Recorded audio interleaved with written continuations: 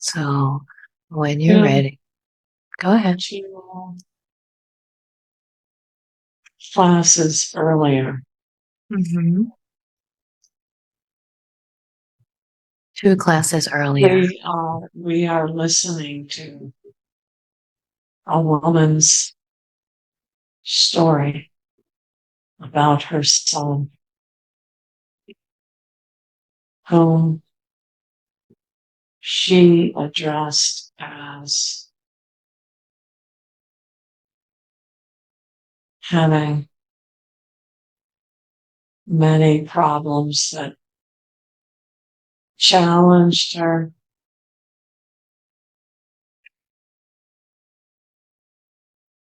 She took him to doctors,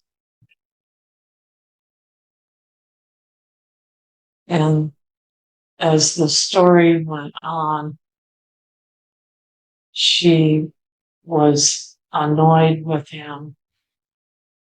All the medication they were feeding him was causing more problems. And so she wrote her story as if she was a victim.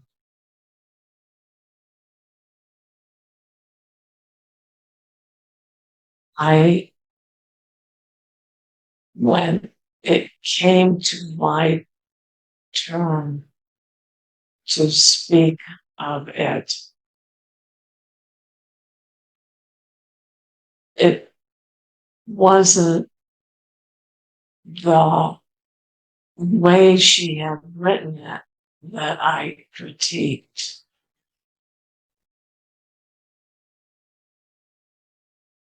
but how she saw herself as a victim and her son the challenger, the nemesis. And yet she was feeding him medication at a very early age and never questioning what she was doing. She just wanted the problem to go away. And I tried to I tried to convey the message that perhaps the medication that was being prescribed to him was part of the problem and not the solution. And I could see visibly amongst those in the room that they felt that I was very judgmental and wrong. I tried to say it in a way that would be more revealing, but helpful, but it was not perceived that way.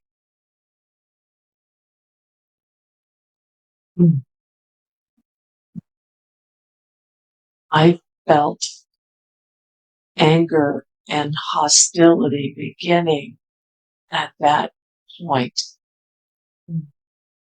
in the class.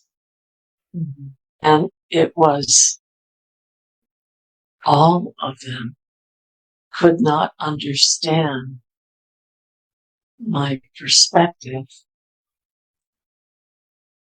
because drugs were so readily accepted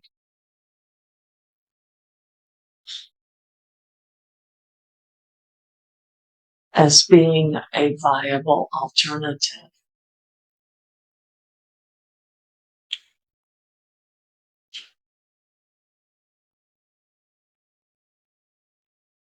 So you were feeling the anger and hostility from your classmates at this point. Yes, they did not understand what I was attempting to say, but resented that I was challenging the content rather than the actual writing. But it was something that was very important to me. And I had hoped to bring a message, and later realized that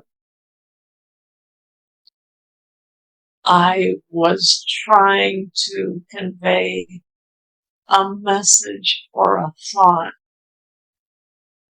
that they were unable or unwilling to grasp.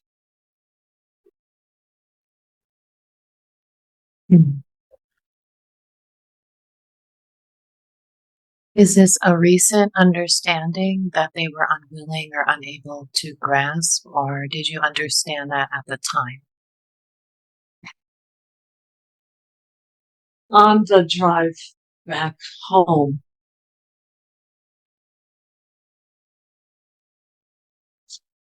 I realized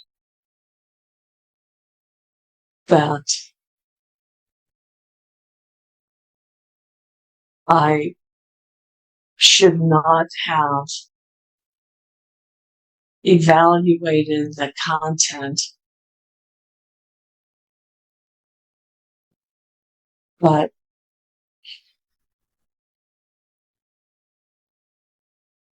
What were the feelings? the story content was so blatantly wrong. I could not stay quiet. Should have removed myself from that environment then and there.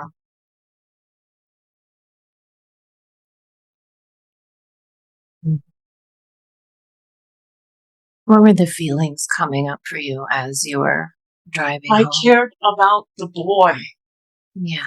and she wrote it like she was the victim. It was blatantly obvious to me that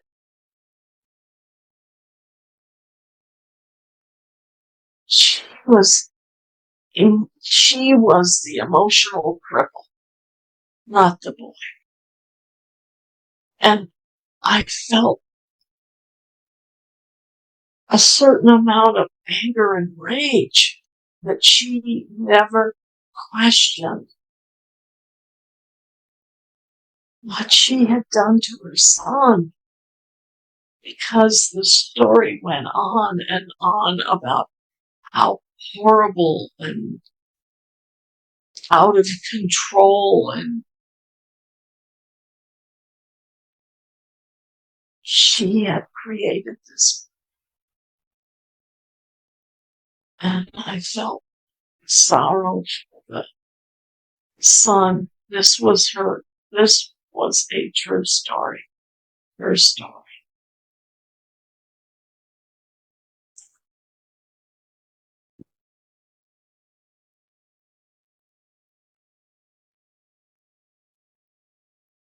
How did it make you feel that they couldn't receive your message?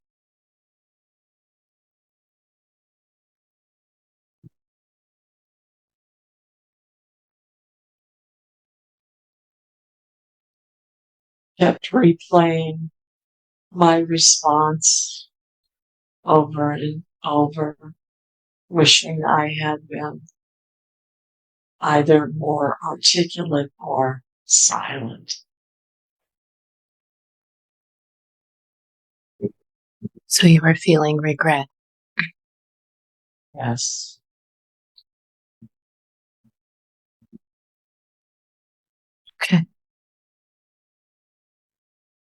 What else are you noticing? That was the beginning of their intense dislike towards me. Hmm.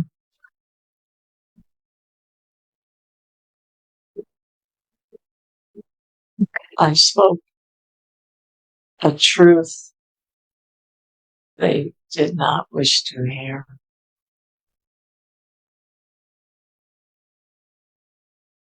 Because so many people do not understand what they are doing to our children and to our seniors and to our people, to humanity. It angers me.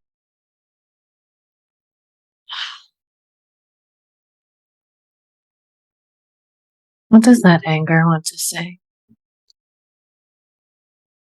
Stop the madness.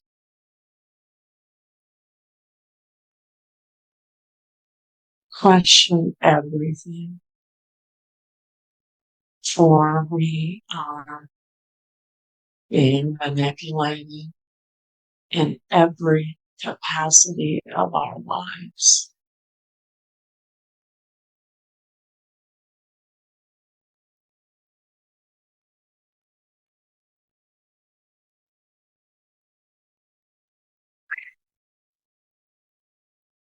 So let's close out this scene and fast forward a little bit,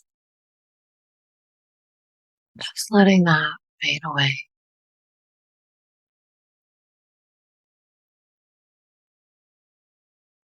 Moving to the next most important day and time. I was asked to read my story. No, I was not asked to read my story. At first, it was, I had to make copies and give it to the class. I wanted to read the story out loud, but there was no time, and the teacher recommended that everyone take it back with them to read.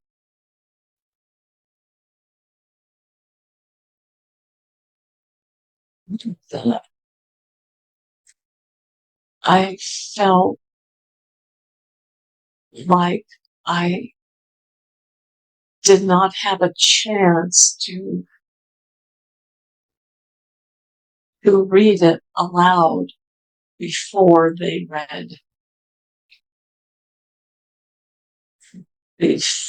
they brought it home to read. I felt that this was a disadvantage. Mm. For I am good with dialogue and the way people talk realistically. And I felt at a disadvantage because others were able to read their stories prior to us rereading them and then critiquing.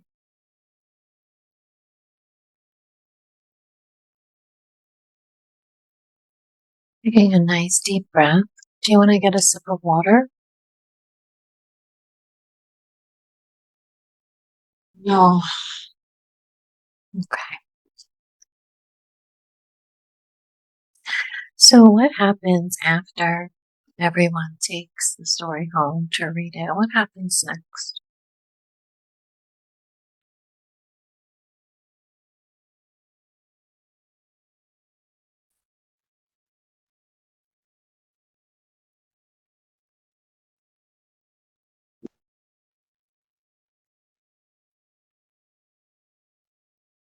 the next classroom session, I read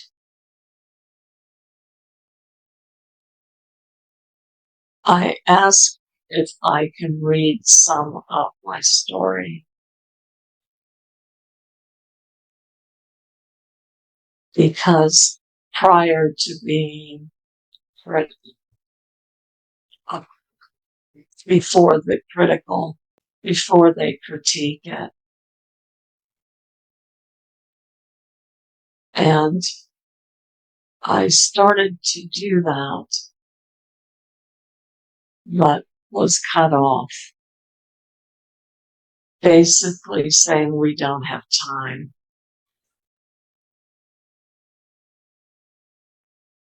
And they began to critique each person when it went around the room.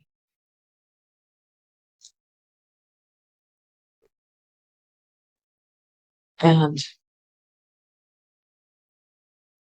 I don't recall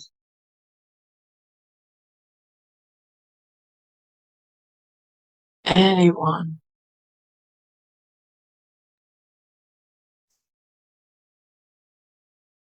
saying, What are they saying? I think one person said it was a realistic setting. That was it. Another person thought the interactions in the coffee shop was exaggerated. And then a person who used to be a teacher for June, she taught 7th and 8th graders, began to give this very discouraging critique about the number of adverbs and adjectives that it was written like they wrote it 100 years ago. And we don't write with we trim all of that off today. And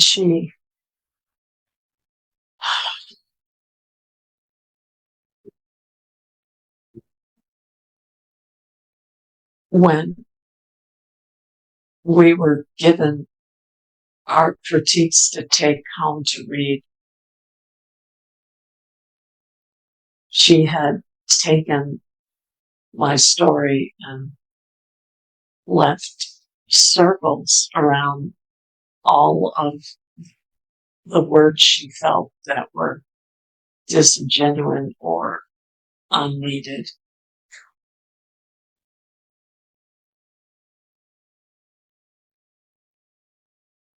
How did that make you feel? Without commenting or anything there was nothing positive that I received out of the critique.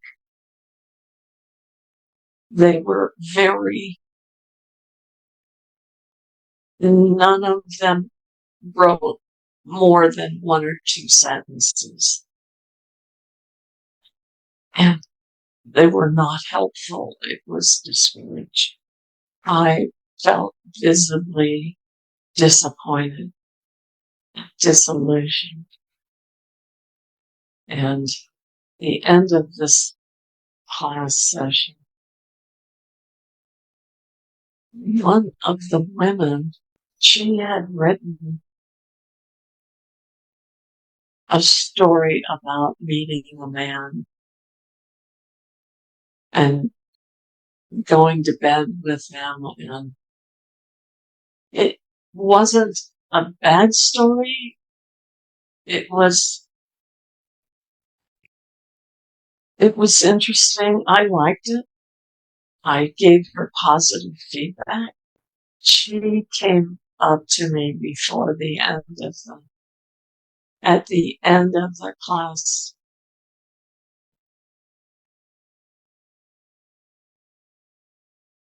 and wanted my email address. And she said, I want to send you, bring over why.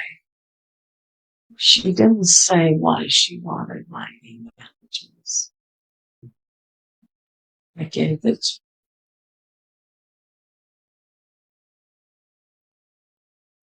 her. And what was the message that she sent you? She basically said, I understand from this class that you are not happy with the responses that you received, but that's why we're here, to learn to be better writers. And she went on to say that she thought the critiques were fair in general and wanted to know how I felt about my critiques. So you trusted her. Initially,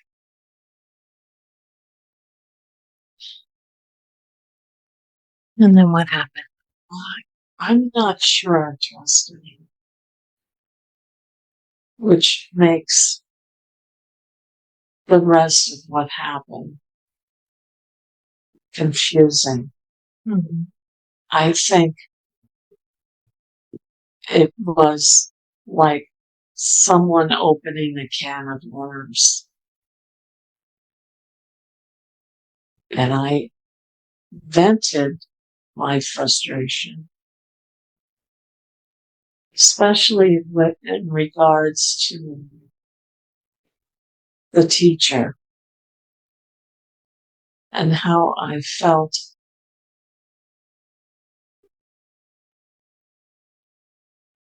not so much belittled but dismissed. I felt very discouraged because of the lack of real, genuine care or compassion to critique or to inspire.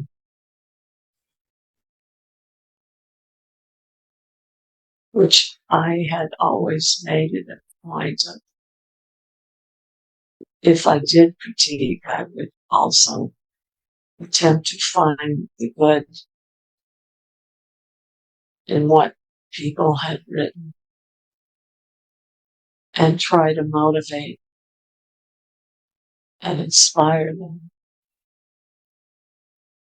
And I did not feel that I had received that back.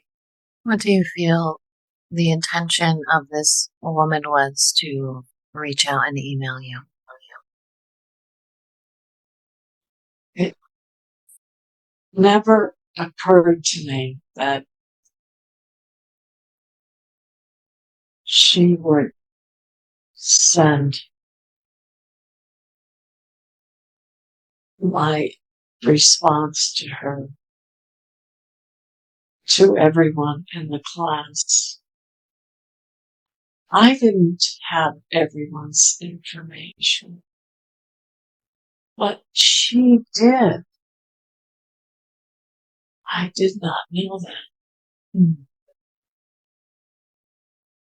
I think she reached out to everyone with the intention of putting me in my place. So it was deliberate. And It wasn't what I had critiqued or written to anyone. It was literally, she did not like me and was going to publicly embarrass me. Mhm. You feel that it was a retaliation for your critique of the woman and her son? Yes, I think so. Mm. I Okay. think so, yes. Okay. Let's see here. What is happening energetically when you go to that last class you attended? So let's go into this scene. Drifting into your last class.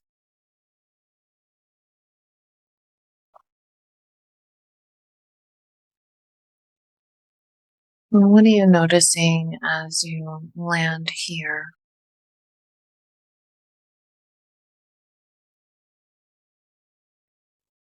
I'm looking forward to going,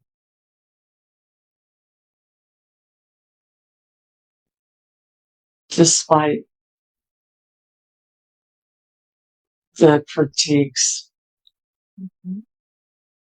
being very uninspiring and demotivating. Because I have paid for this class and I'm here to evolve. But once I walk in, I realize I am the last person to arrive, and everyone is settled in their seats in a circle, and I take the one chair available,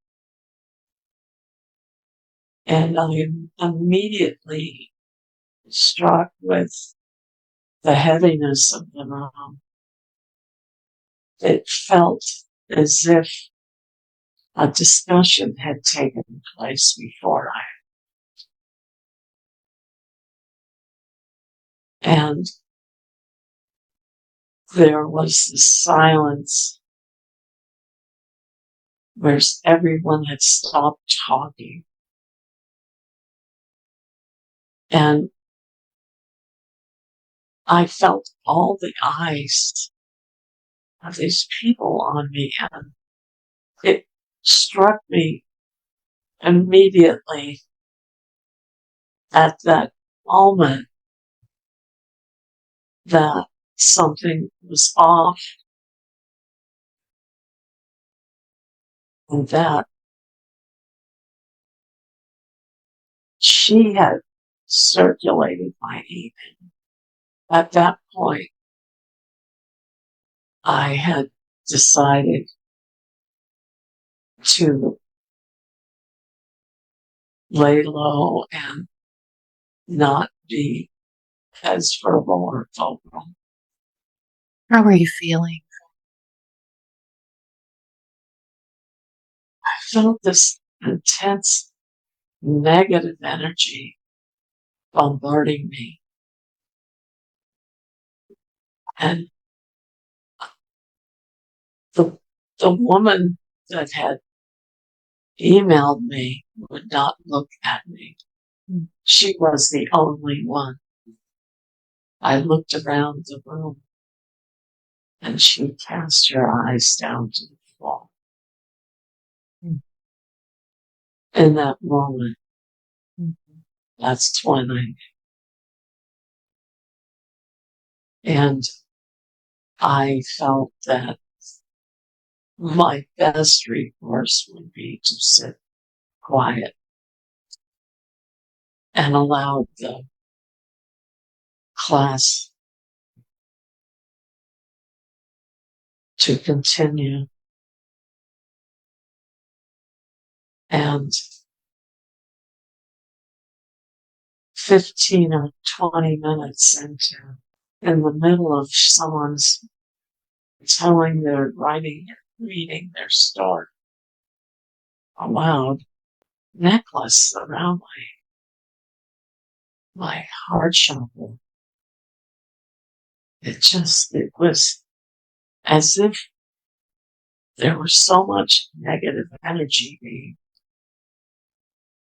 directed towards me.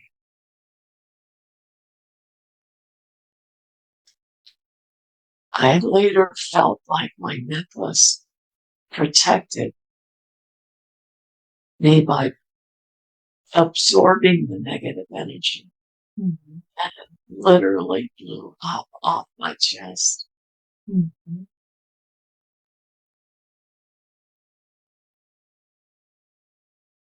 I wondered later if there was someone in the group whose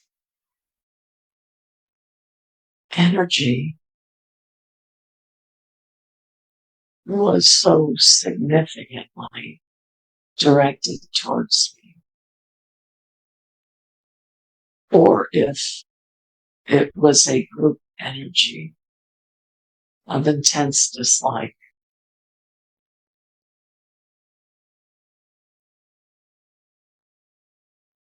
Just taking a nice deep breath, doing a really good job. So as you view this scene now, just kind of as if you're watching from above, what are you feeling about the negative energy that was directed at you that caused your necklace to explode? Was it something that was coming from the group, or was it one specific person? What are you noticing? There was a man in this group whose intensity and scowling at me. And I remember thinking, this man hates me. Mm-hmm. I feel like the story he had written was something very morbid and depressing.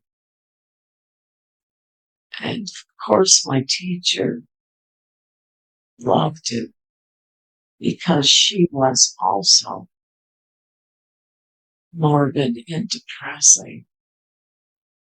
Their personalities, their energy matched. Mm-hmm. There was nothing uplifting in either the teacher's story or his story. And it was well written, but very dark. Mm-hmm. And my story had humor and energy and was more uplifting and more had some mystery involved with it, but they just didn't like the story. They didn't like my energy Let's see or here. my sincerity with this off-putting. There's something dark about this man. He had babbled at something Mm-hmm. and he felt very, oh, he says something in the next class that I did not attend, that he had successfully done this. It was him. It was him. It was him.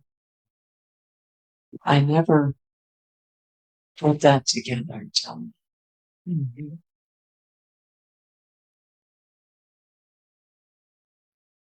I'm wondering if this isn't the first time that you've come in contact with this group, but if there are past life connections here. What are you feeling instinctively? You okay?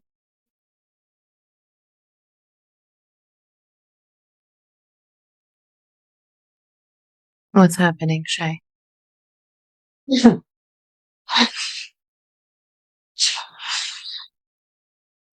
Oh, I don't know. This energy is so dark. Okay. I want you to remember that you're powerful, tapping into your heart energy and pushing his energy back. Pushing it back. Yeah, I'm getting a chart too.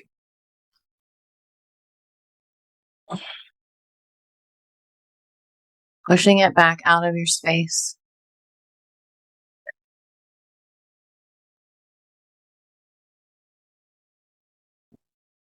Expanding your energy, making yourself big.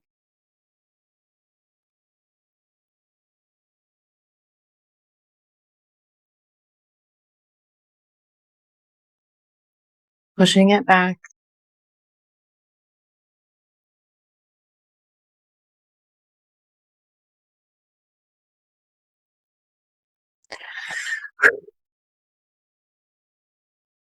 Tell him, no, I don't consent to you in my space. Ouch.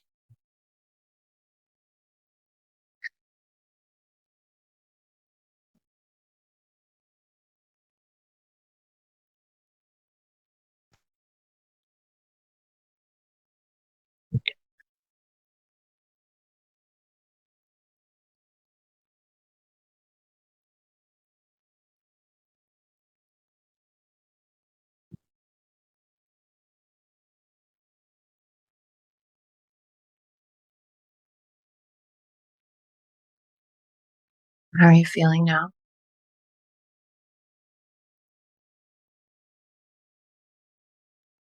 What just happened? Oh, this man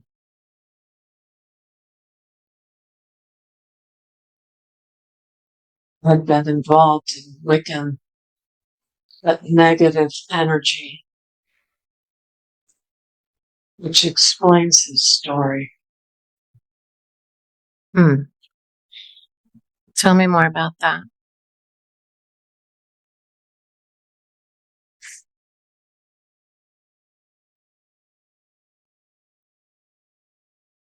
Younger, when he was younger, he dabbled in some really heavy negative satanic cultish energy that went beyond Wiccan. And no idea who we were dealing with in that group. Was it just him or more than just him? This group may have. Oh my God. Oh, What are you noticing? it's, there were more than one in this group that I don't know if they were consciously aware, but there was more than one that had dabbled in negative, really dark energy.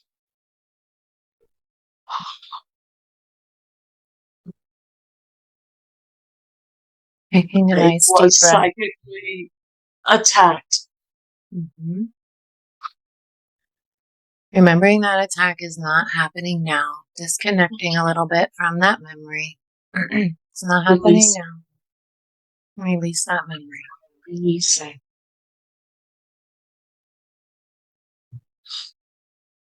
Just viewing it from a distance, you don't have to re-experience it.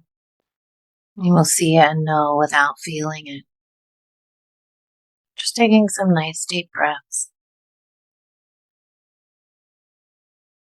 Soothing the nervous system, releasing that energy from the body. Just breathing.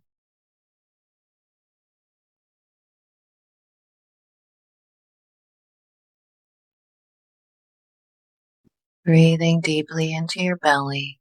Just breathing deeply. And while you're doing that, I'm going to check in with Karen. What are you noticing, Karen?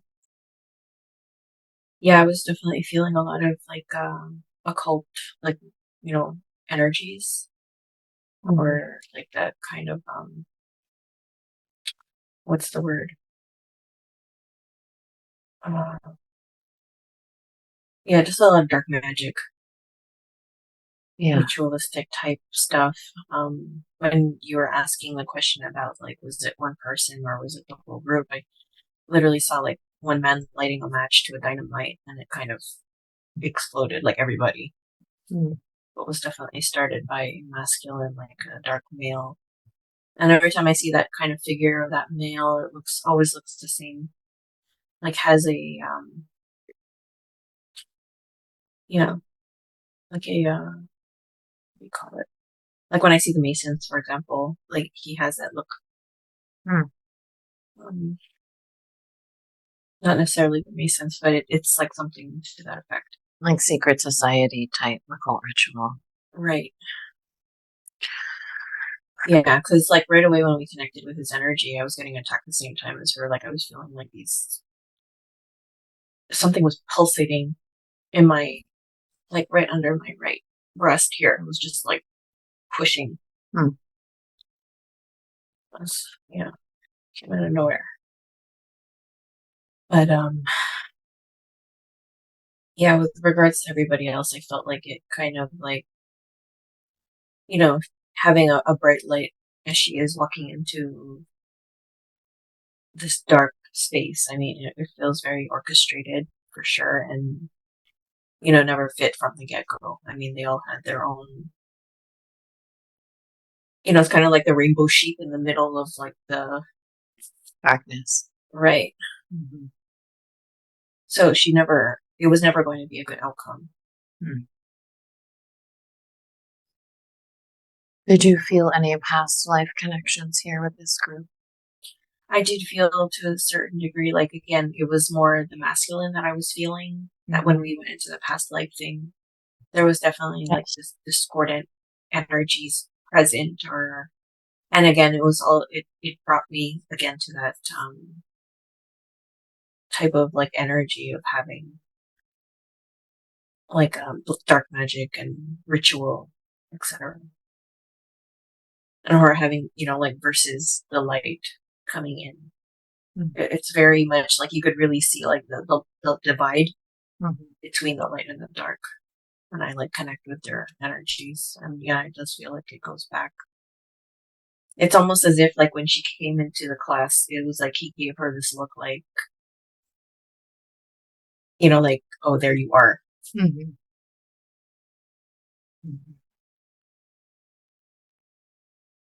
Yes. It was him. Oh, man, he is.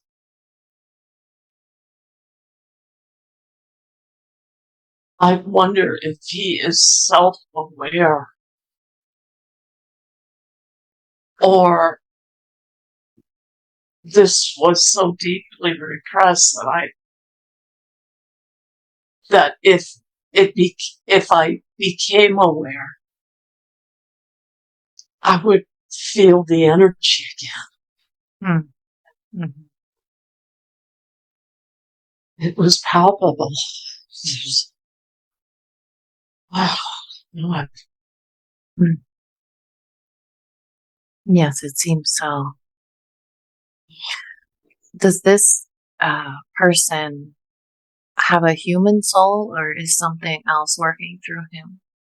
It felt like what I felt in my last session with those entities, but dark energies, like a cloak. He was wearing a veil or a cloak.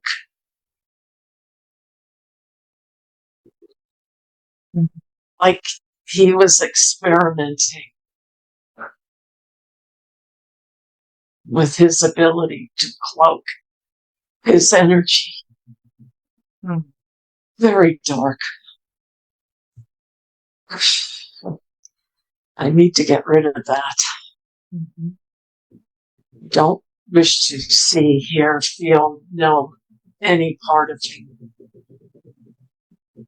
Well, let's understand a little bit more about how this energy has been affecting you, not just in this lifetime, but previous lifetimes as well, so that we can fully validate it and release it once and for all and end whatever this is.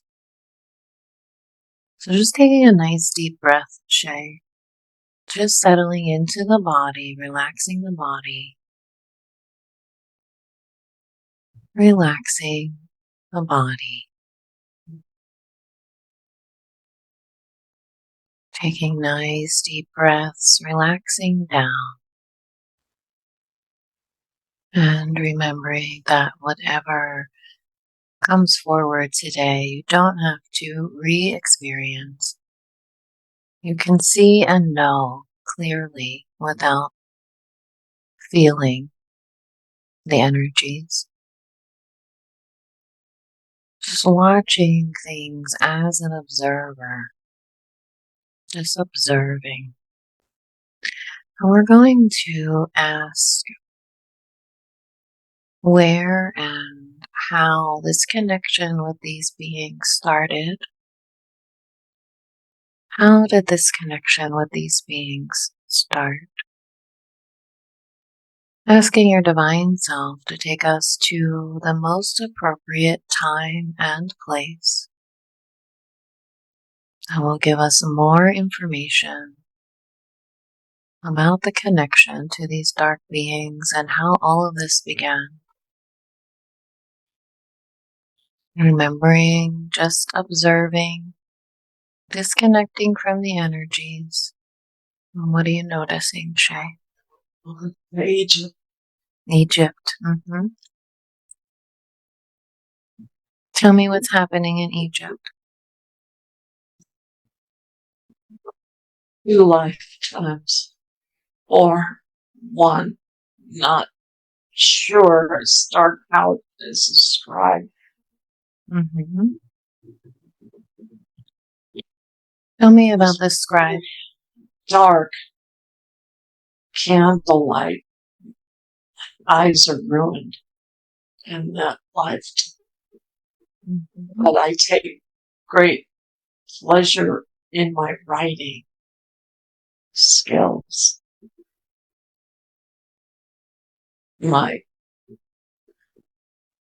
is basically graphic art, picture, perfect, needing perfection. I cannot continue out of blindness, but I have taken great pride in my work.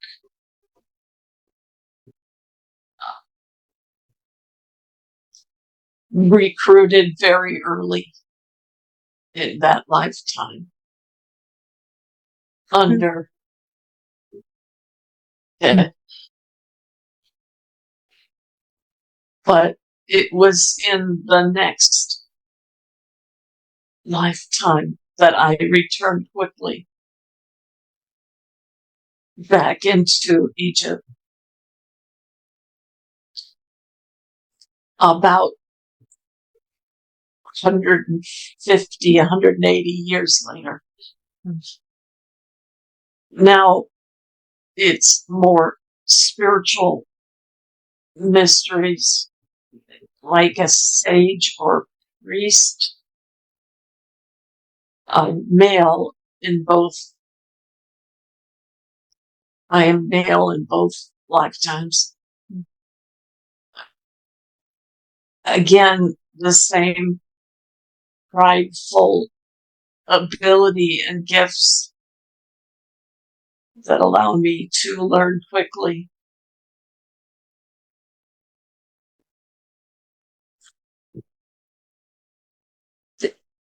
I feel like this is where I know this energy.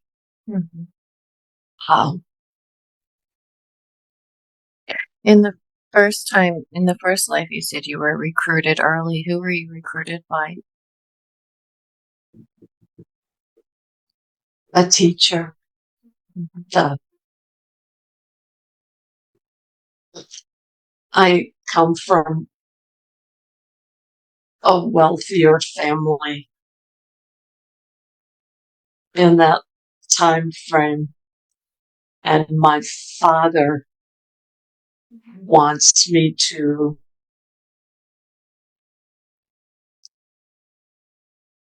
be recruited, has connections, friends of the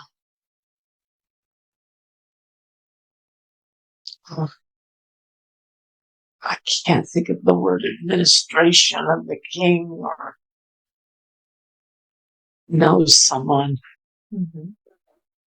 I show a gift for pictorial, artistic gifts, and an ability to focus long periods of time. But I think that in the second lifetime, there is a male energy, a human energy that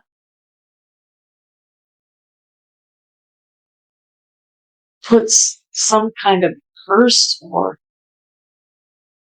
black, dark energy over a miscommunication that is not accurate. Very good. So just taking a nice deep breath, just breathing. Breathing, relaxing the body. Breathing. Remember, you can see and know without re-experiencing, just observing. Just observing this lifetime. Are meant to interpret dreams. Very important. Mm-hmm. And astrological, mathematical interpretations according to certain mystery information based upon that. And there is a miscalculation that occurs, or a misinterpretation that causes a problem. This is twofold. There's more. Mm-hmm. There's something else here. What are you noticing? Just relaxing the body, breathing deeply. Used of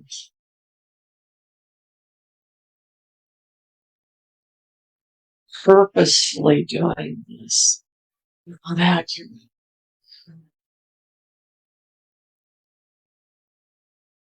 But did misinterpret some mathematical, astrological thing. Who misinterpreted? I miscalculated something Mm-hmm. that caused something. What was the problem that this miscalculation caused? Someone, this information was given to someone that ultimately would have been blamed for it.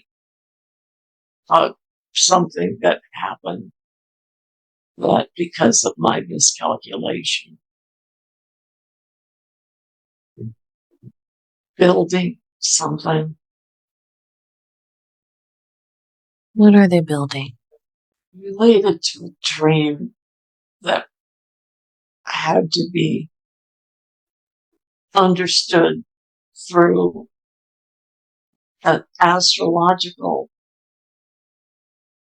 interpretation and miscalculated something that caused the wrong diagnosis or the wrong decision or choice that impacted another person. Who is this person? Who did this impact? A political person embarrassment. Not sure if it resulted in death or money. This person was punished. The father of this person was deeply involved in ancient mystery, but had power. He had political power. I feel like either a curse or some dark energy placed upon me as a result. This person in the class may have been that political leader that had both wealth and power. Mm-hmm. I feel like I'm blocking what happened, like I don't want to know what happened Mm-hmm. as a result of my miscalculation. Mm-hmm. There's a lot of guilt there. Mm-hmm. Like I don't want to know. Mm-hmm. But I would have been accountable. So I acknowledge accountability. But there are physical issues with my eyes also in this lifetime. The miscalculation came as a result of not being able to see. Mm-hmm. But I should have asked for someone else to confirm, and I did not. I should have asked. I did not.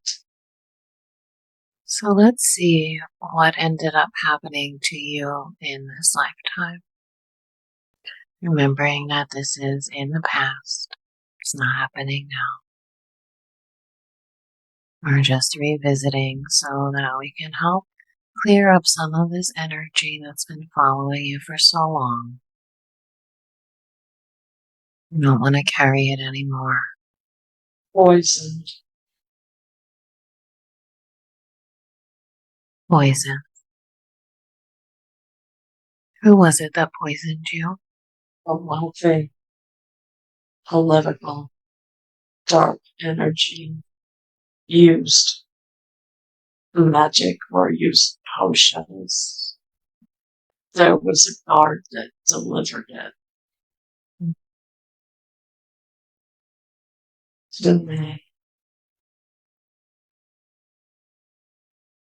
I think I knew it was coming. Mm-hmm. You were expecting it. I was expecting, yes. Mm. And even though my intuition told me, don't take this, my guilt was so great that I almost allowed it to happen. Feels like the same energy of the email. Coming from where? In the class, like that girl asking Shay for her email, and then Shay not trusting herself and did it anyway. Mm. Mm-hmm. Yeah.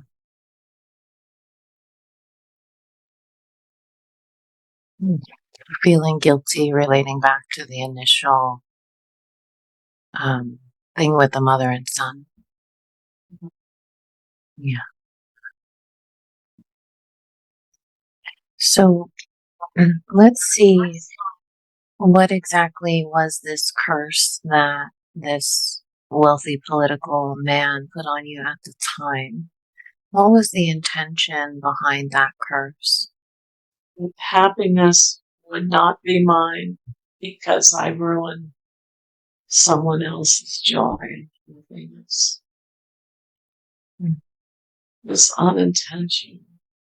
Interesting that all of this came about as a result of my interpreting this woman's story about her son. So I think it's related to a son in that previous lifetime. Taking a nice deep breath. Relaxing down.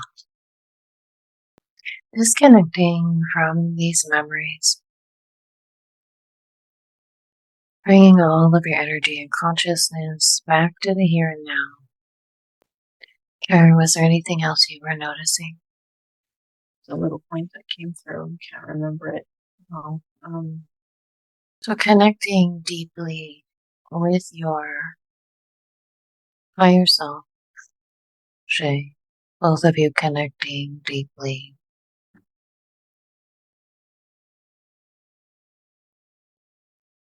Connecting with the highest aspect of you available.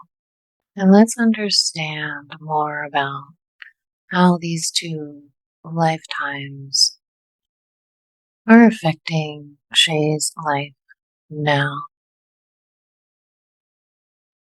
How are these lifetimes affecting Shay's life now?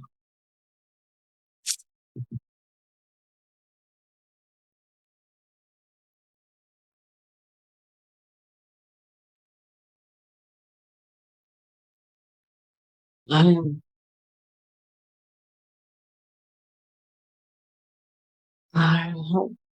had,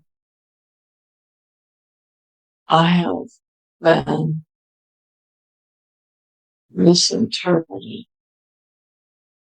multiple times by either things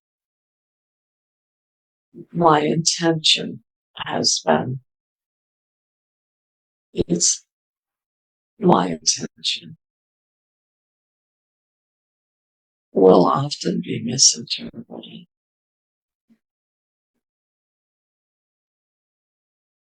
And it results in misinterpretation of the motivating factor And what is the motivating factor? to be understood. And how does it make you feel when your intention is misinterpreted and you are misunderstood by those around you? Tend to shut down and stop trying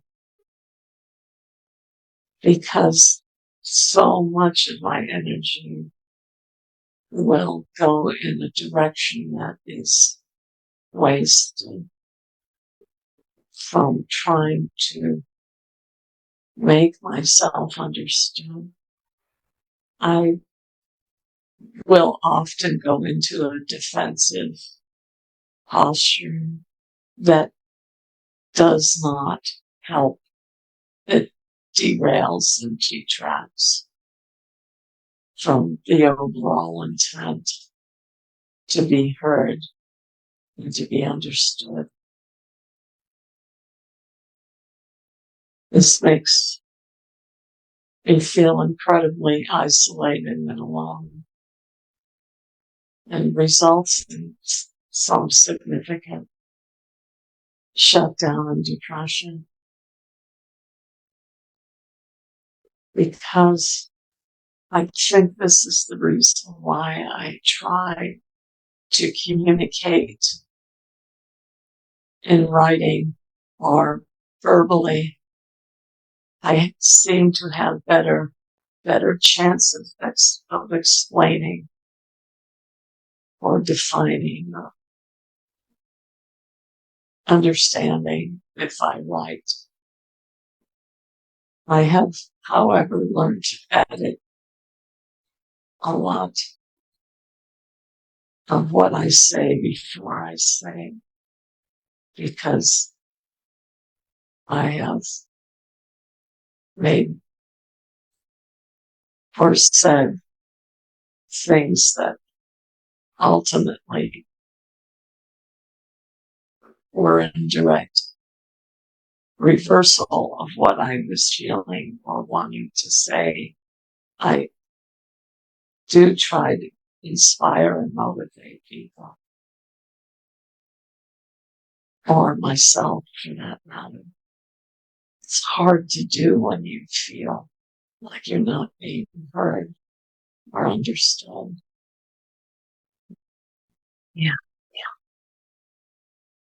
Or did you want to say something? Yeah, I was able to get down to like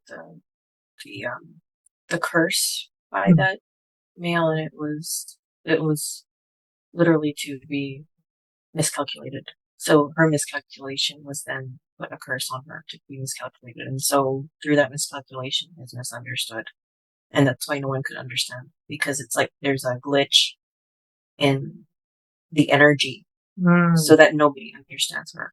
And then also on top of that, I was seeing like this, I don't know, it presented as a tube, but a long tube. And it was like, when I was feeling into it, it was like a slow, torturous guilt. So that one mistake that she made in that lifetime of miscalculation has then rippled out through all of these lifetimes, carrying this guilt for being misinterpreted, when this is all a curse energy that's been put upon her. Yes. To be misinterpreted. Yes. Does that make sense to you, Shay? Yes, I want clarity. I want to be understood. And this other situation, the 9/11, also resulted in even more guilt and more misinterpretation. Even when I was trying so hard to help. So we can see how this one lifetime rippled out across all of these others and was creating this, the glitch in your energy and how it's being expressed and received by others. Yes, I need to know if this was a real person communicating with me. Okay, so let's, all of us, travel back in time, just taking a nice deep breath, settling into the body, relaxing down, and drifting back through time and space. Be there now. And as you anchor into that space, just tell me the very first things that you notice. See an image of her She has dark hair, on the short side, but very strong personality. Very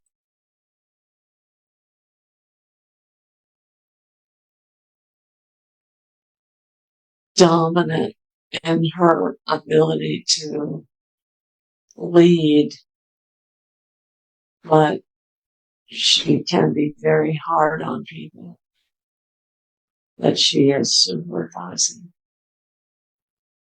She's has a lead supervisor position. I'm seeing the 10th floor. This town is going to be higher than that. 10 floors below where the plane hits. That's where the 10 comes in. What happens to her when the plane hits? There's a lot of smoke that's coming forth. People are rushing, trying to rush the stairs. She's made it down a couple of flights. Then she, for some reason, I'm thinking she's looking for someone.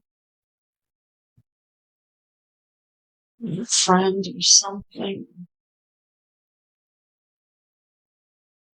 Her fiance does not work in that building. So it's a friend of hers, dear friend, she's looking for. And then ends up on the floor. They're all being overcome by the smoke and the smell, the chemical. It's happening so quickly, and there's a lot of people screaming and men trying to direct traffic. She's trying to breathe. A lot of people are trying to breathe. Overcome with intense smoke. And it's the smell. There's a chemical. And the people are becoming overcome on stairs. And then you can't get down the stairs because people are falling over and they're draped on the stairs. Let's just fast forward a little bit. Just fast forwarding. You don't need to experience all of this. Okay. Fast forwarding to when she's leaving her body, her spirit is being released. And as her spirit's being released, just following her to see what she does next. She's very psychic.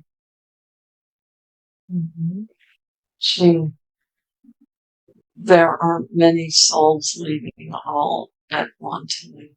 There are many? There are many souls leaving all at once. She pulls back because she doesn't wish to follow. And she has this strong family tie to her family and to her fiancé that she's reluctant to follow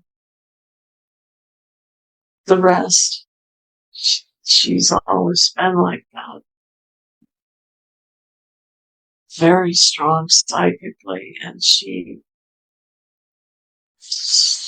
is desperate to communicate somehow to her family.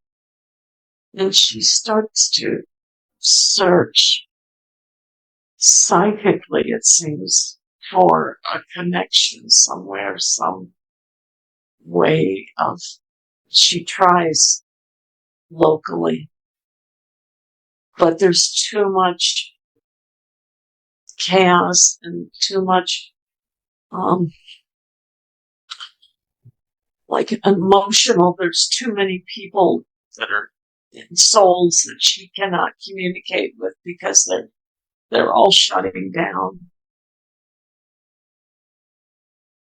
There's no one receptive, so she starts to stretch. It's almost like she starts to communicate through the network that we're all connected to, and she goes further and further out. And this woman that she connects with,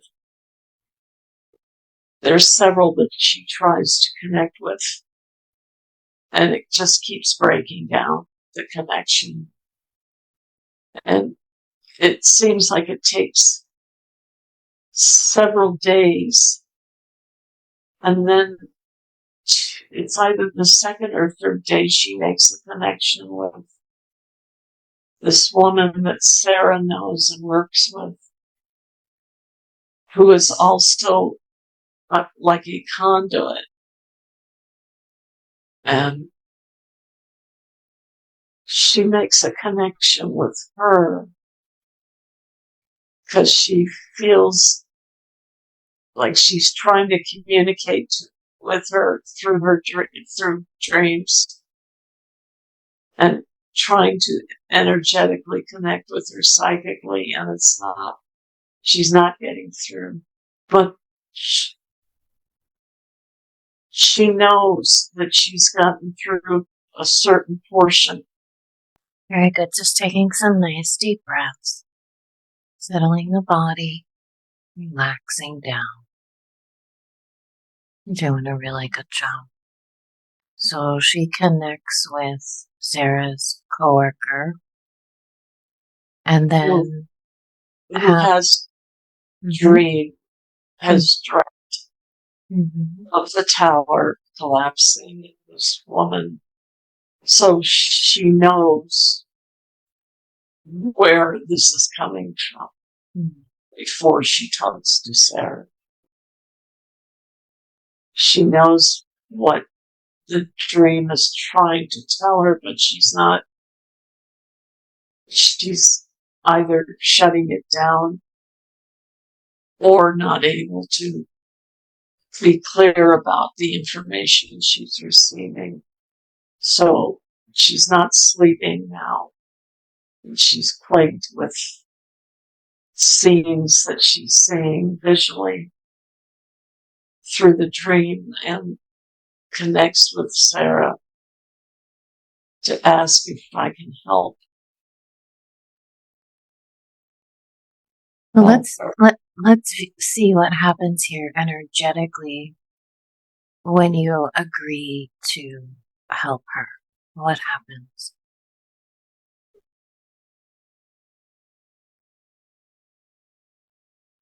She immediately transfers to me. Almost, it was an immediate thing. I remember feeling her energy almost immediately. It was very heavy. It was very intense. And it was very determined. And when I started to be able to read or interpret what I was hearing from her, it became stronger and more intense and more relentless, because now she knew she had made a connection. I had made a connection with her. Very good. Just breathing deeply into your belly. Remembering this is happening in the past, you don't need to re-experiencing it, trying to be an observer. Just observing. Relaxing the body.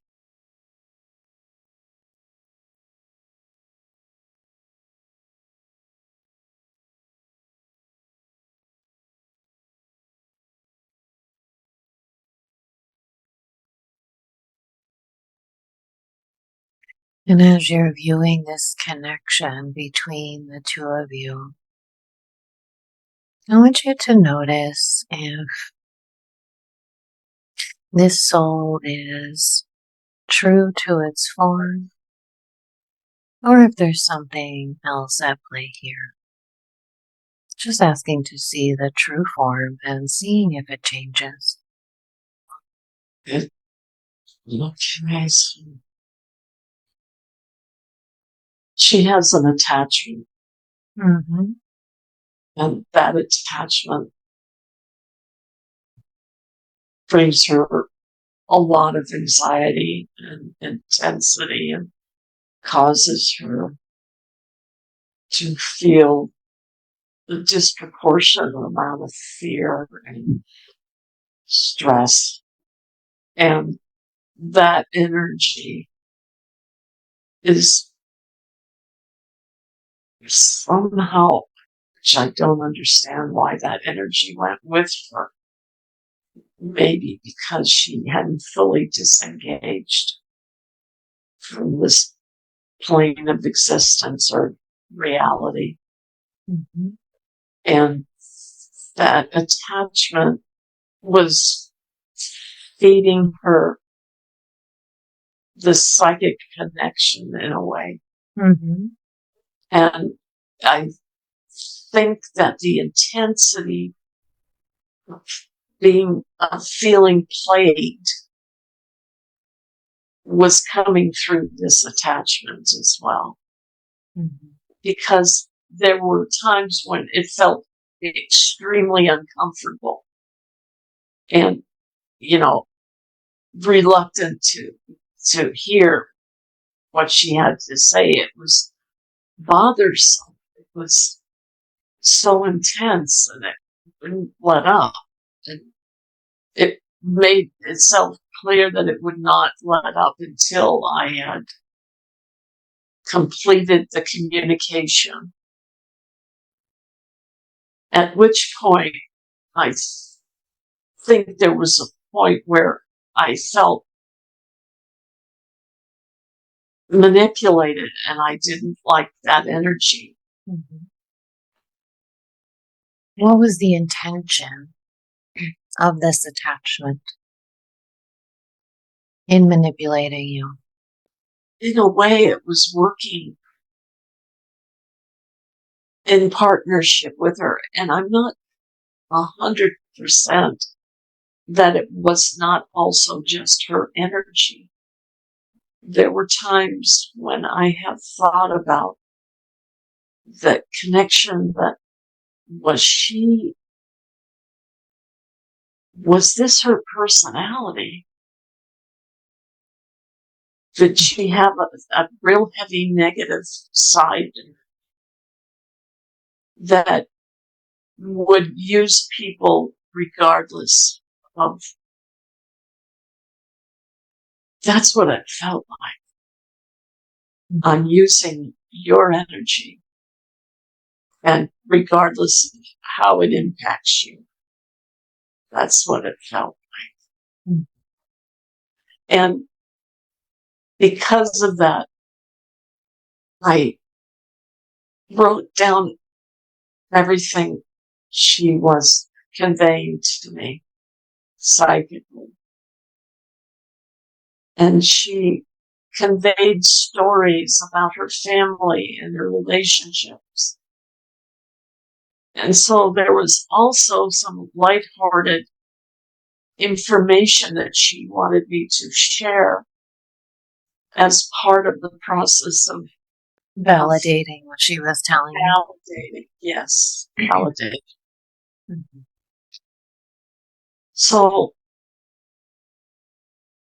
seemed to be such an intense mixture, almost the schizophrenic kind of back and forth energy, between positive and negative energy, that it was extremely confusing.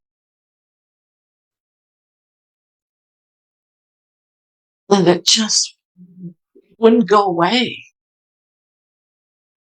Yeah.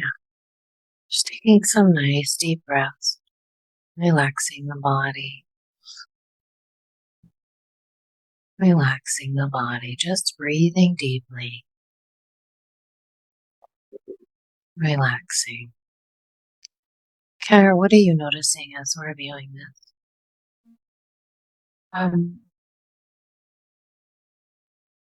Yeah, I'm seeing like the split and how it's, like where you have like the devil speak on one side and then the angel on the other side. It's kind of like coming in and out, like just the energy wise.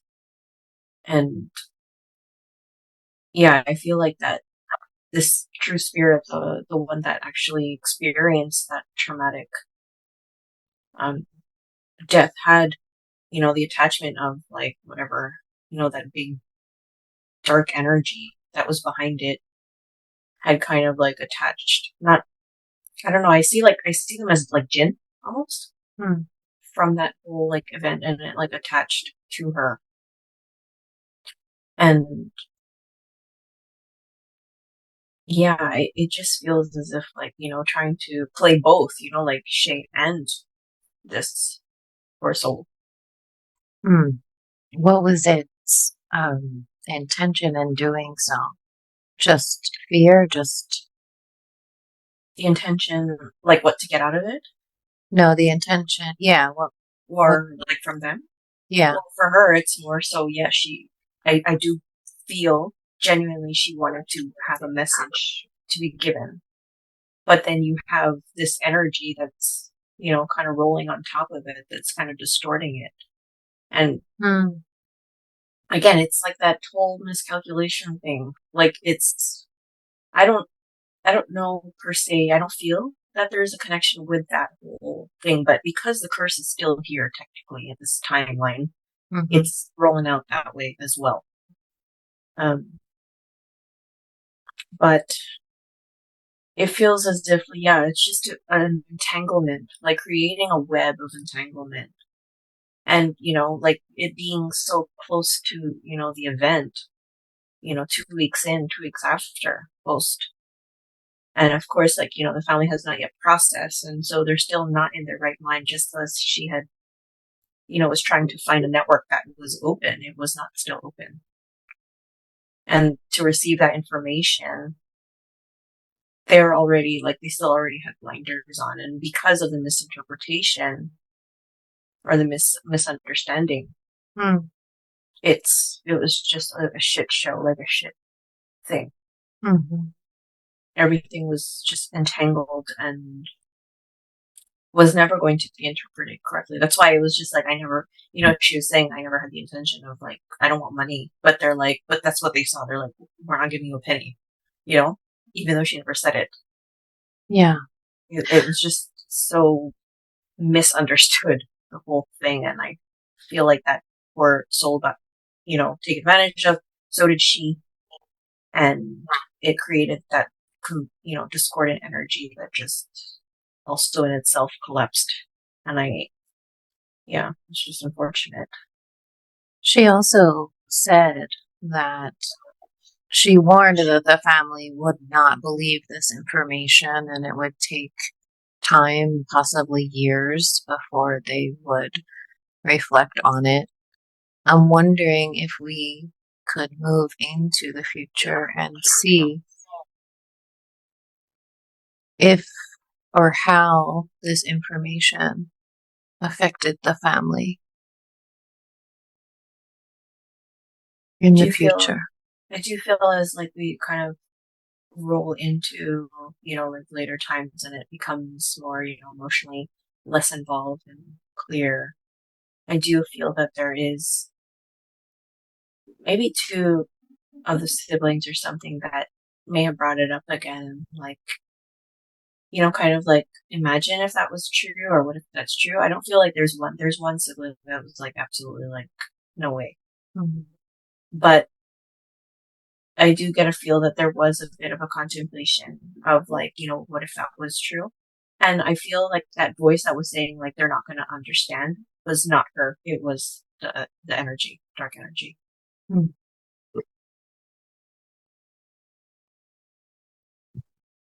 So there was a reflection ultimately.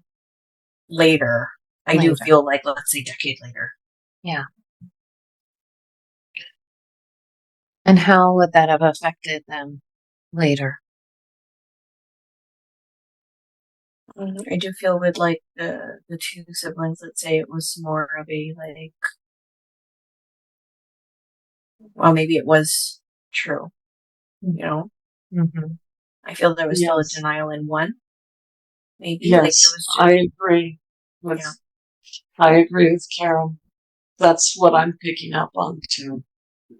I think there were three. She was either the oldest or the youngest of four girls.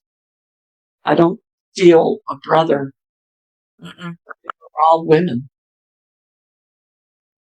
And I agree with Aaron. I think that there was one who to this day will say no. And two, that, as Karen mentioned, the possibility of it being true.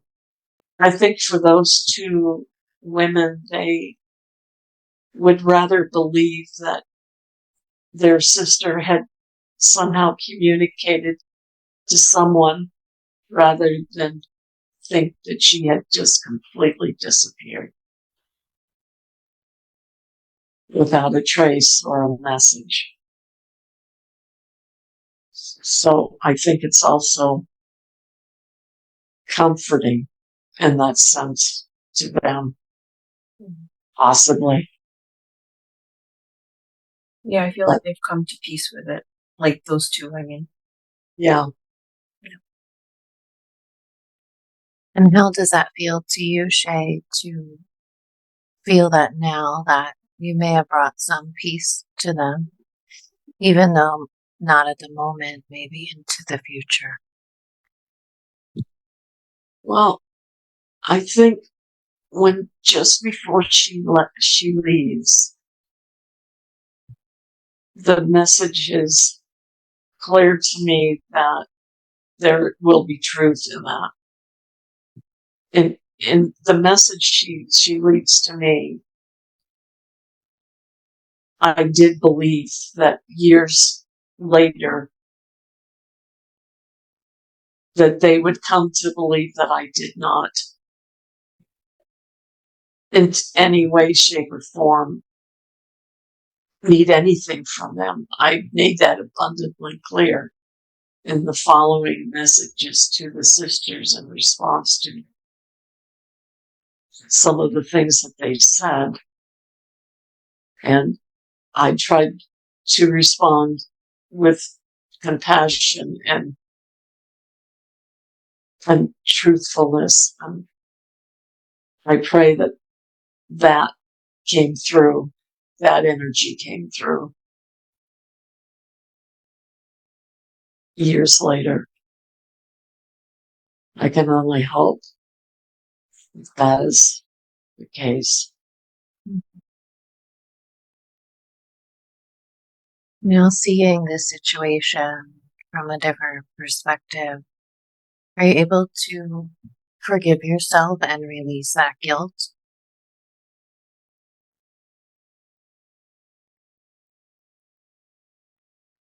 Yes, because now I understand it's part of a bigger picture of an energy that's been deliberately set into motion to have me constantly in a position of self-doubting. And when there is that self-doubt within us, it's easier for misalignment to occur because that's the energy that we are. It's almost like a foundational energy that we're emanating from. And so because we're all part of this network, that's the energy that is being received and then interpreted as a miscalculation on my part.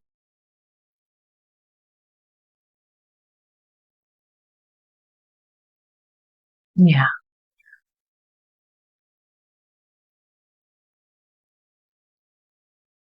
Taking some nice deep breaths, relaxing the body. I'm wondering if there's any remaining guilt from the lifetime in Egypt that we saw, or are you able to find forgiveness for yourself now? It's time for the forgiveness and to heal that part emotionally and spiritually. That being said,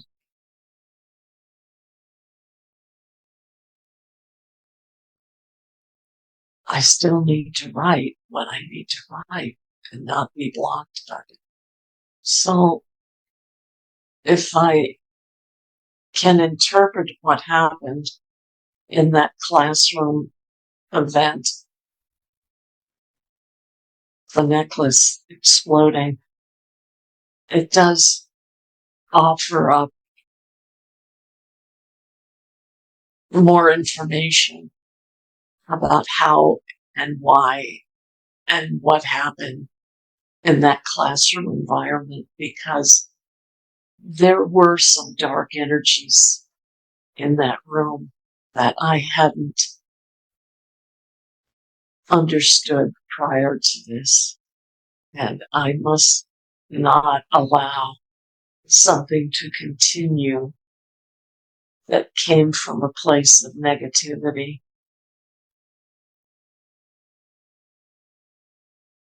I need to use that energy and turn it into positive energy, to use it as energy to move me forward, not backwards again.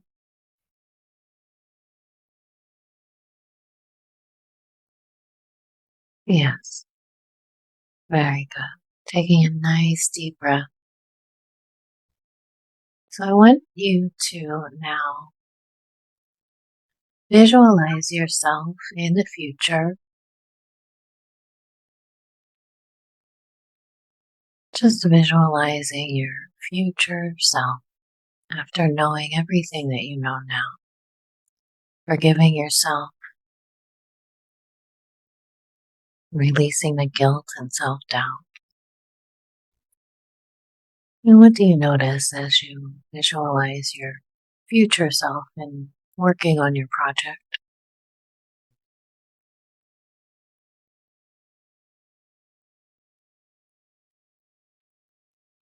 Sit down and do it, dissolving the blockage, because what energy was thrown at me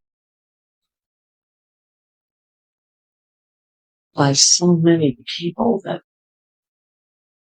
completely misunderstood my intent or who I am or what I was about.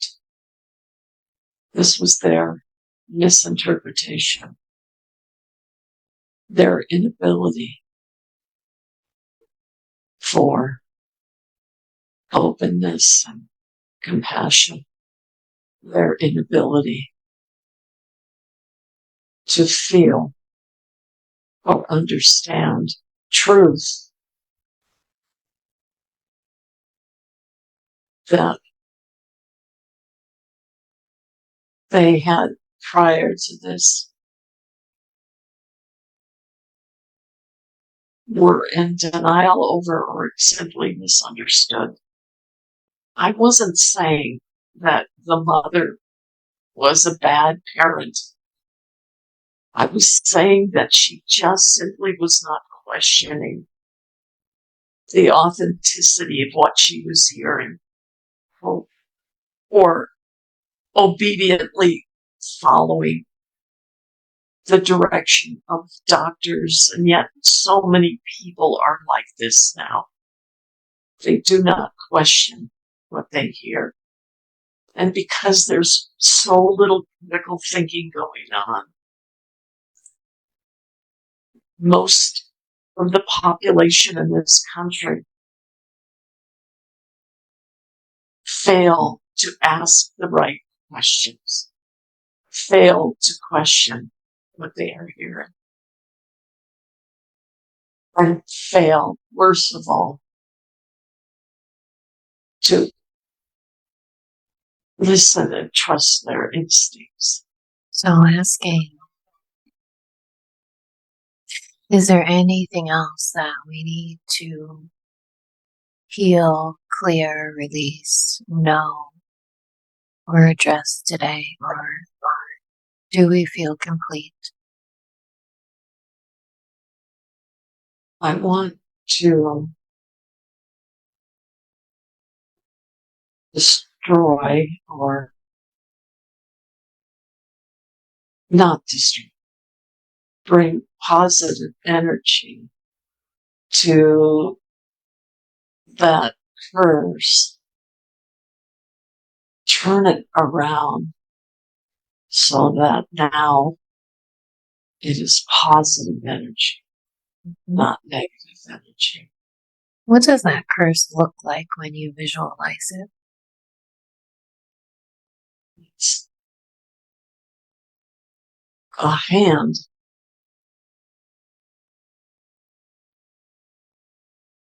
outlining this out.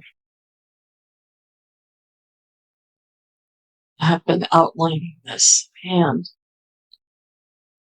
and because it's almost like this hand reached out from across the room and yanked and literally pulled the necklace off of my chest. It just exploded.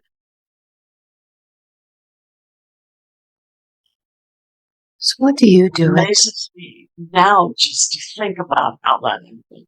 Mm-hmm. And it just literally exploded, went out every. Taking a nice deep breath and taking yourself back into that classroom. But this time, you can see energetically. You can see that hand reaching out at you. What do you do?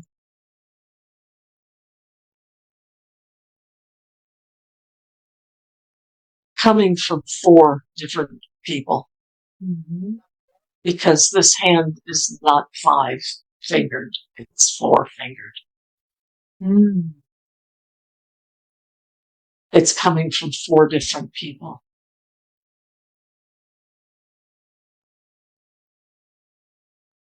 What is the energy or entity behind that hand? Blocking it from now coming and sending back positive energy in their direction,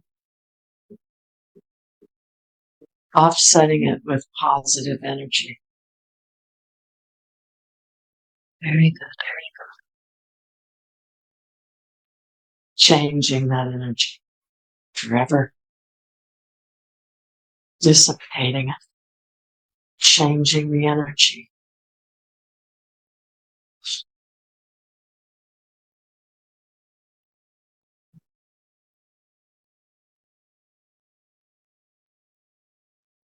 What do you change it into?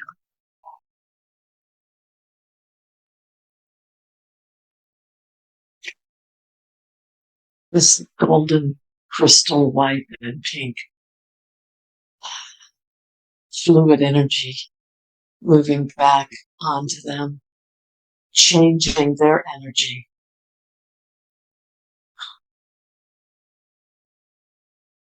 So they no longer have to send out this kind of energy out into the universe ever again. Understanding they will never need to do this again. Understanding the repercussions of sending negative energy is not good and has long-lasting results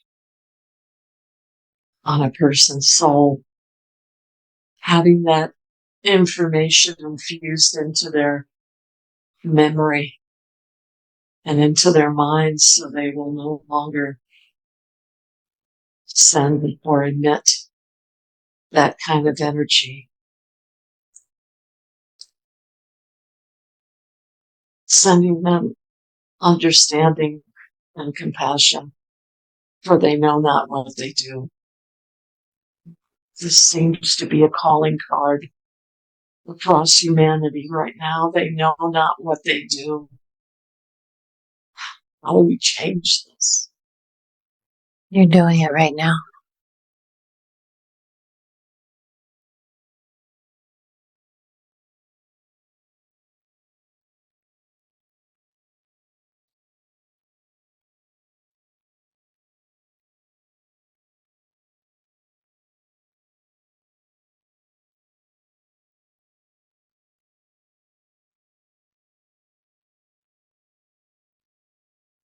Beautiful work, Shay. How are you feeling now? Sense of relief.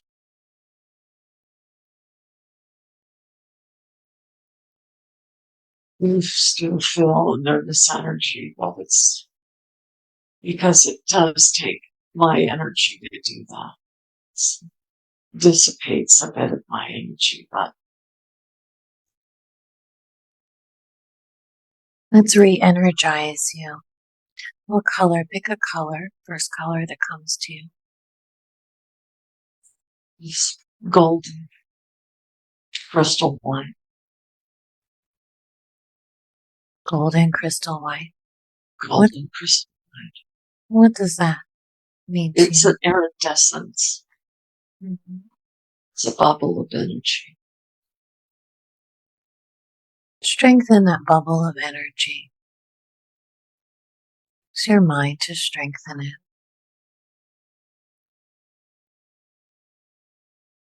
Or a bubble. It grows in size. Mm-hmm. There's a blue spark within.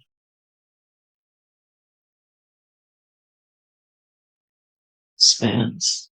When that energy has expanded, you want to place it in your heart.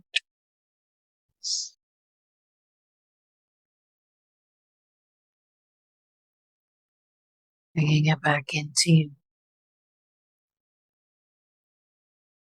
Feeling that energy spreading throughout your entire body. Re-energizing your cells. Bringing that life force energy back into you. Feeling that energy spreading throughout your entire body. Moving all the way up to the top of your crown. See, feel, and know yourselves lighting up. Receiving that energy. Trillions of cells lighting up. Easing the nervous system. Healing the nervous system. And feeling the energy expanding through your torso. Deep into your organs.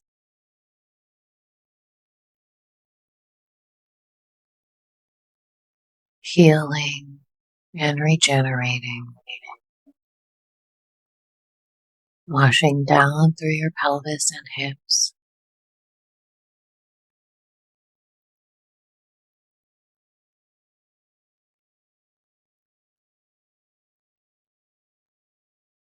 Down through your thighs. Moving all the way down to the very marrow of your bones.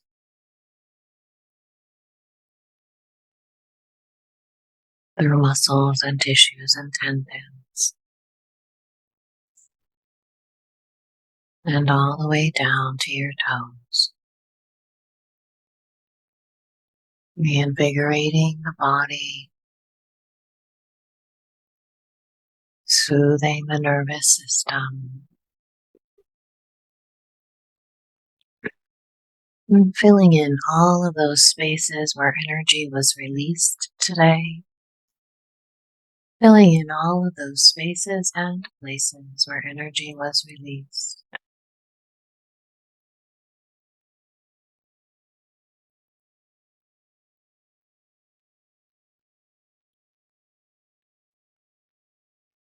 And feeling that energy healing the body.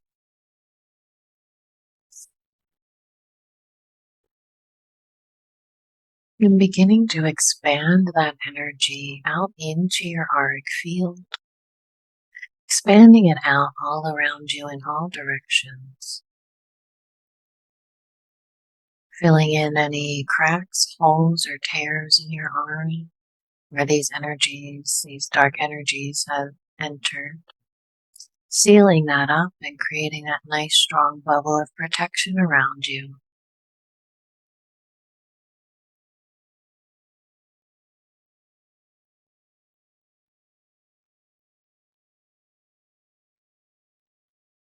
Being impenetrable to any dark forces, knowing that you have transmuted all of that energy.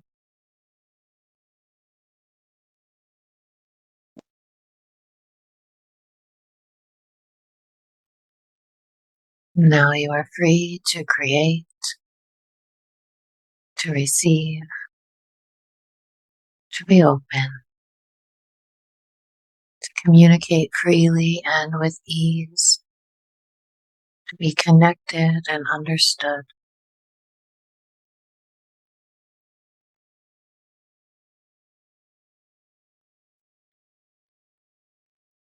How does that feel?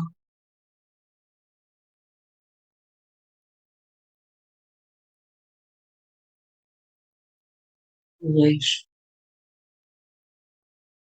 Relief. Beautiful. Releasing, letting go. A sense of relief.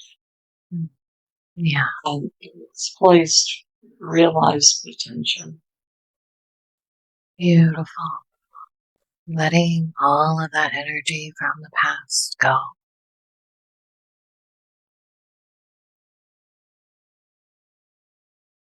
Releasing all past aspects of yourself, knowing that this here and now is the most important, knowing that you are a completely different version of yourself than the person who started this session today, trusting and believing in that and all the work you've done today. Just checking in with Karen. Do you have anything to add? No, I just ensured that whatever was transmuted or cleared did not have like remnant energies like staying behind and attaching back to her. So I just made a thorough check on that energetic body. Okay. Thank you. Do we feel complete, Shay? Yes. Okay. So just bringing all of your energy and consciousness back into your body. Bringing all of your energy and consciousness into the physical form. Disconnecting from all past aspects of yourself. Knowing that this here and now is the most important. Welcome back. The heaviest part, I find, compared to the other stuff that was going on, his presence was very. Yeah, it was palpable, wasn't it? Huh? It was palpable. I mean, it was. Yeah, I was feeling it in my body. He was attacking me at the same time as you. Yeah. Yeah. It was almost as if once you recognized it, it would immediately have him fighting back. Yeah, like it was hissing. You know what I'm saying? Like he could almost acknowledge it on some level, on some dimensional. That's what I was picking up on. Yeah, this was obviously, some of the deeper stuff that was stored away in there. Yeah, definitely heavy. energetically, I'm praying that it's kind of completely released and away from me. And Yeah, you did a really good job on transmuting that energy. I think we covered all the bases, so you really have to trust that it's done. Well, it'd be good also to listen to this again on some level. There were times I couldn't understand what you were saying, Karen, only because your voice was so, was softer. So another reason to look forward to listening to it. But Yeah, that's why having headphones is a really good idea for these sessions. It's hard with the sound, like when you don't have it directly in your ear. But your sound was a lot better this time, I felt. It was easier to hear you. Yeah, I agree. well, I kind of, before I went into this, I had programmed myself to speak louder and faster because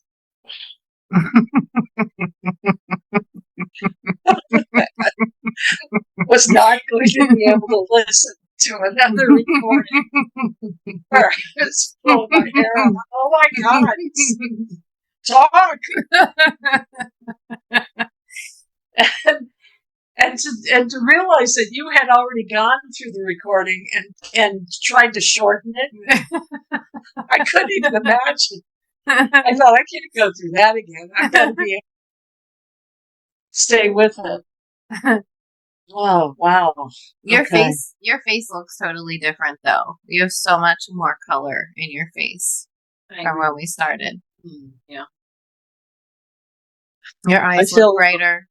Yeah.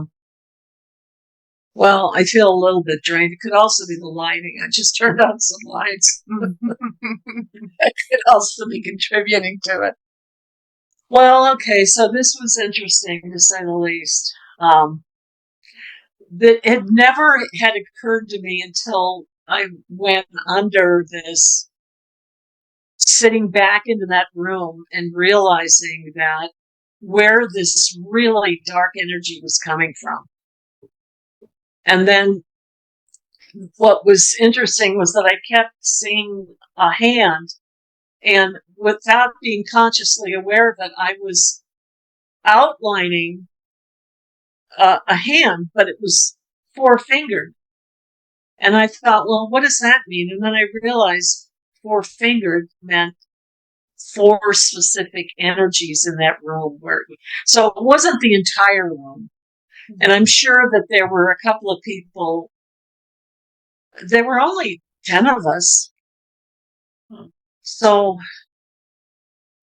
there must have been a few people in there that just they were not going along with the rest of the darker energy that apparently was filling up that room.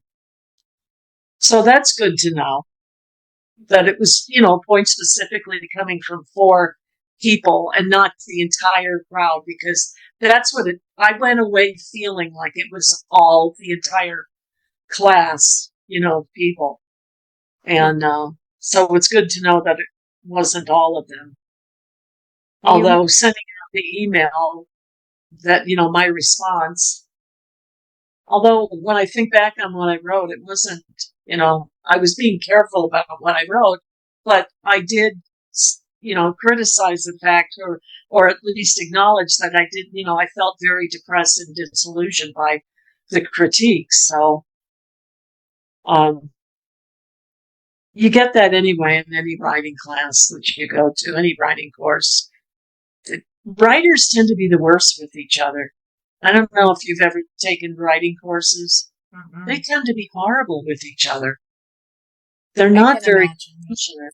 They're very competitive.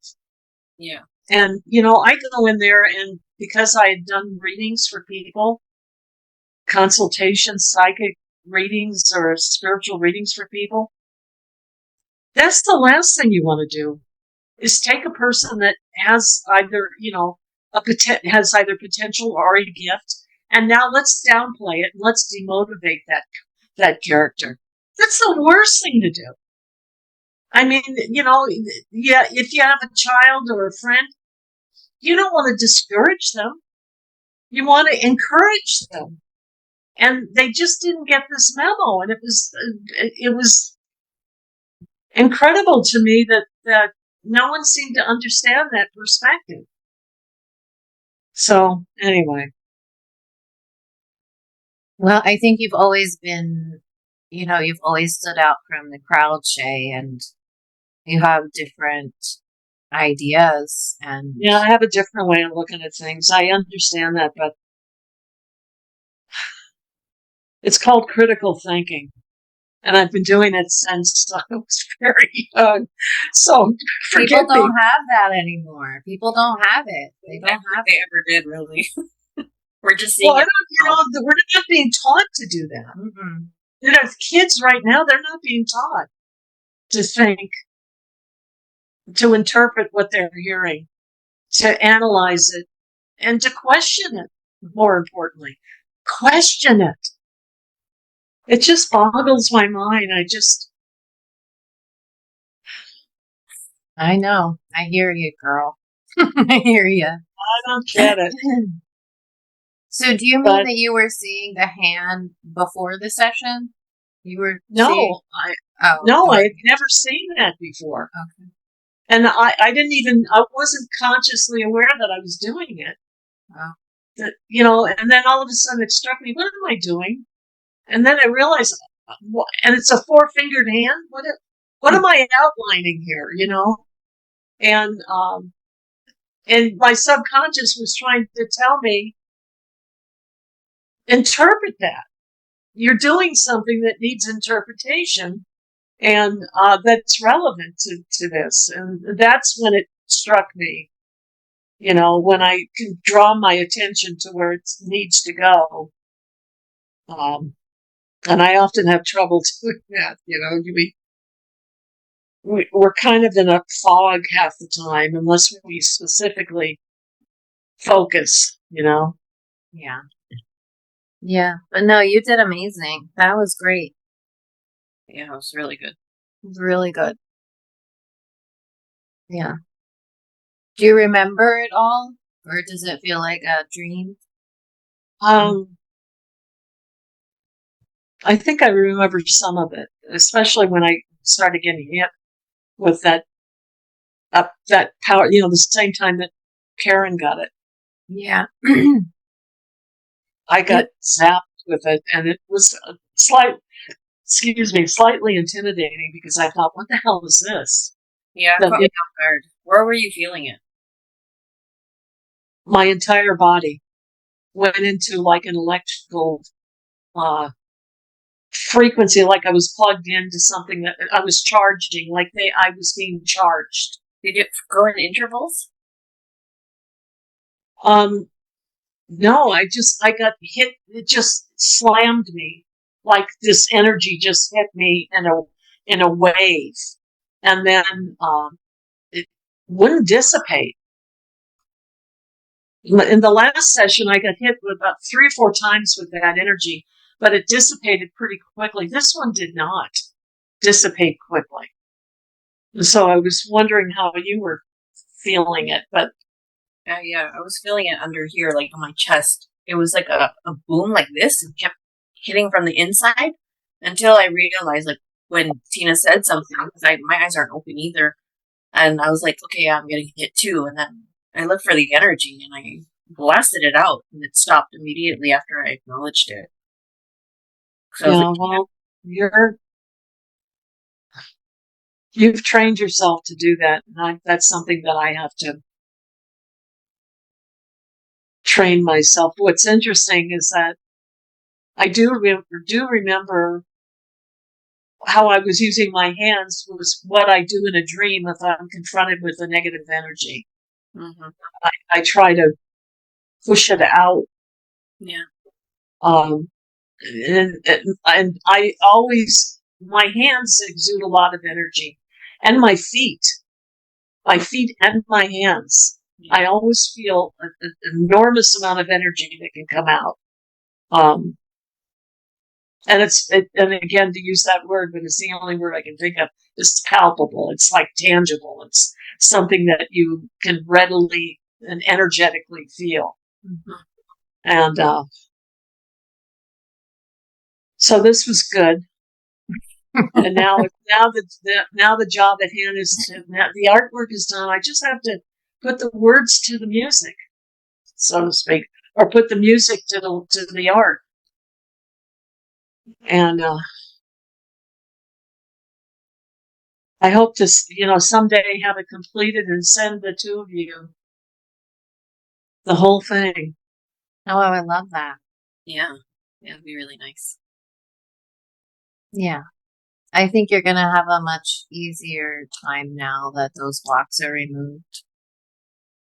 Yeah, now that I understand it, it will make it easier to just kind of plow through it and say to hell with it. Yeah, I think it's the fear that may come up again, but just to acknowledge that whatever had created that, like that curse, let's say, that has been there, is really the root cause. So, I mean, you might have, like remnant energies of it, coming back because it's been lifetimes, that you just have to keep going through it and be like, it's gone, it's out, we removed it or you transmuted it, and it's okay. Like, we don't have to be in fear. We're just gonna come into that space of creativity and allow for that to express itself. Yeah, maybe the tapping will remind me, if it does come up, even though we didn't utilize that function throughout the session, that's something that I can psychologically use to ward it off. Yeah, recognizing it and asking what the fear around it is wanting to express. So you can ask, Well, I've already had a number of different misinterpretations by family members and people that don't understand, at all. It would be interesting to see how it goes now that miscalculation curse is now gone. Well, I also think that I think we need to manage our expectations about how people are going to receive our energy, because right. They're just not the consciousness isn't a match, Right. So when you're trying to express to someone who can't hear you, they're always going to misinterpret what you're saying. That's true. When you share your creations with someone in the same consciousness, they're more apt to appreciate it and understand it than people who just really aren't in that same wavelength, Yeah. Well, and that's true too. And I think that's kind of what's happened with my siblings, for example. But I think my kids get me to a certain extent, but even they think,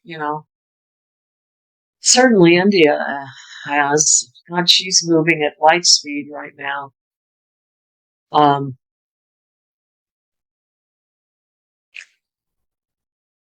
But that's good. I've got all of my kids are extremely psychic. They're all intuitive. Even my sons are very intuitive. So,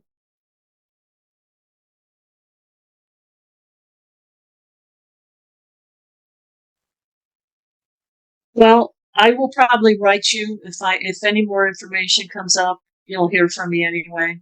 I'll probably respond to anything new that comes into my head. Yeah, and just go from there. Yeah, re-listen and see what comes up and let us know how the integration is going, and we'll check in on you anyway. Yeah, definitely. We're here anyway for your support. Well, I appreciate that. The two of you, thank you so much. You're welcome, Shay. This is very interesting, to say the least. Yeah. So God bless the two of you, and I hope you have what's left of your evening. What is it, like midnight or something? What time is it there? Almost 11. Oh, yeah. Okay. All right. Well, time to get some rest. And thank you for taking it as late as you did. I really appreciate that. You're welcome. Just take your time to process and integrate all of this and be easy on yourself. I will. Okay. All Get right. some Well, rest, hydrate, maybe get something to eat. yeah, I've got to eat something. All right. We'll send All you right. your Well, God recording. bless the two of you, and thank you so much. Thank you, Shay. You're so welcome. It's been a pleasure. Love you both. Too. I really do. Really appreciate the two of you. Thank you. Thank you. We appreciate you too. All right. Well, good night. Good night, Shay. Bye.